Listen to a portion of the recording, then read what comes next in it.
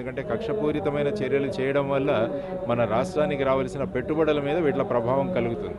ఎందుకంటే ఈ విధమైన చర్యల వల్ల ఏమవుతుందంటే మన రాష్ట్రం యొక్క విషయం గురించి అందరూ పెట్టుబడి పెట్టే వాళ్ళందరూ కూడా ఆలోచిస్తారు. వాళ్ళు పెట్టుబడి పెట్టాలా, ఇక్కడ మన పెట్టుబడి సేఫా, దీని నుంచి మనకు లాభాలు వస్తాయని ఆలోచిస్తారు. కాబట్టి ఎప్పుడూ కూడా కక్ష రాజకీయాలు కాకుండా చట్టబద్ధమైన యాక్షన్లు ఎప్పుడు తీసుకోవాలన్నది ప్రభుత్వాలు చేయాల్సిన ముఖ్యమైన పని. ఎందుకంటే కక్షపూరితమైన చర్యలు చేయడం వల్ల మన రాష్ట్రానికి రావాల్సిన పెట్టుబడుల మీద వీటిల ప్రభావం కలుగుతుంది.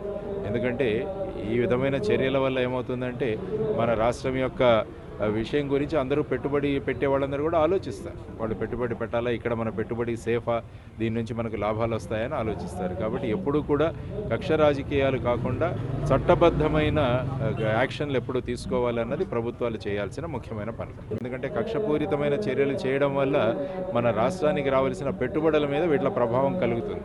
ఎందుకంటే ఈ విధమైన చర్యల వల్ల ఏమవుతుందంటే మన రాష్ట్రం యొక్క విషయం గురించి అందరూ పెట్టుబడి పెట్టే వాళ్ళందరూ కూడా ఆలోచిస్తారు. వాళ్ళు పెట్టుబడి పెట్టాలా, ఇక్కడ మన పెట్టుబడి సేఫా, దీని నుంచి మనకు లాభాలు వస్తాయని ఆలోచిస్తారు. కాబట్టి ఎప్పుడూ కూడా కక్ష రాజకీయాలు కాకుండా చట్టబద్ధమైన యాక్షన్లు ఎప్పుడు తీసుకోవాలన్నది ప్రభుత్వాలు చేయాల్సిన ముఖ్యమైన పని.